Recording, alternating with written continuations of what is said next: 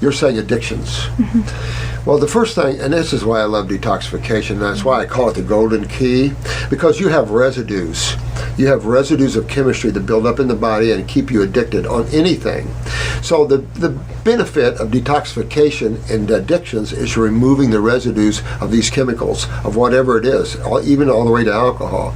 The problem is we're all addicted. We're all addicted to something, and that's the nature, that's a lack of spirituality and the need for something, the need to feel complete, the need to find your soulmate, things like that. There's no such thing. You are whole. You are the one. We might be in a female embodiment or a male embodiment, and we appear separate, we appear an individual gender, but we're not in consciousness. And that's where people have to start working on their spiritual side as well. But physically with addictions, you have to detoxify your body.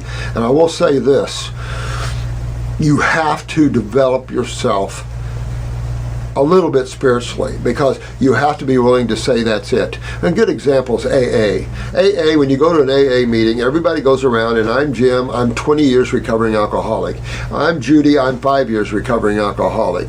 I'm Joe, I'm 30 years recovering alcoholic. And I like to stand up and say, when are you going to decide to be alcoholic free? Because you haven't decided that yet. You're coming to these sessions, but you're still telling yourself you're an alcoholic. You've been alcohol free, but you're not an alcoholic free. You're still an alcoholic, you're just not drinking it. You see what I'm saying? So if you're going to be codependent on anything, make it God.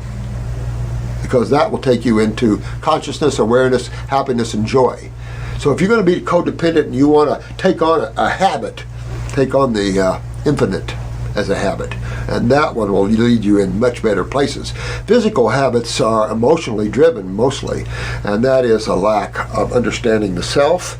It's a big lack of people understanding who they are, and we're way away from the Godhead here in this physical universe that's very chemical. So we're very alone. We're very I'll say this, aloneness is always the key to God, but loneliness is not, and this is where loneliness is found. And the average person has no sense of happiness and self to them. That their mind drive them in every desire, and then they don't know who they are. They've never taken time to be away from their mind, so their product of their life is all mind and thought and desire. But that's not who you are. That's your game you play. It's like going to the movies and watching a movie. The movie's good, and if it's really good, the director's really good, you'll lose yourself. And that's how good God is the director of its own movie. You lose yourself. You forget you're God playing the role of a lady interviewing. You forgot that we're all just playing, that it's just playing this role to understand itself, because there's only one. It's infinite. There's no room for anything else. You can't have divisions and separateness in consciousness, but you can appear to have it in creation. States of consciousness. You can appear to have it. But it makes for good drama, things like that. But it also makes for codependency, it makes loneliness, all those things. But when you start developing yourself and having more of a direct experience with consciousness, there's no more loneliness. But it is extreme aloneness, because there's nothing else exists but you. And there never will be.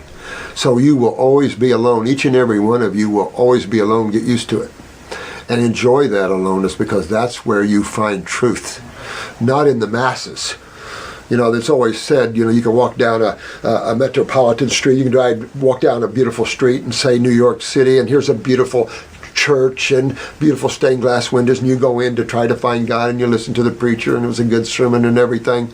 And then you walk down a little alleyway, and here's an herb shop with an old master there that says 2 sentences in your body, bam, and you just wake up. That's how it is.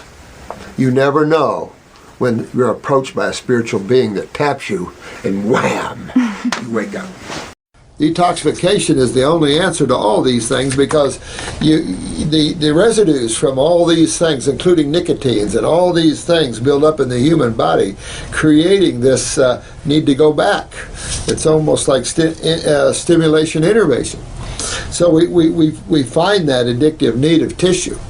And so detoxification has always been the answer to all these questions, including addictions.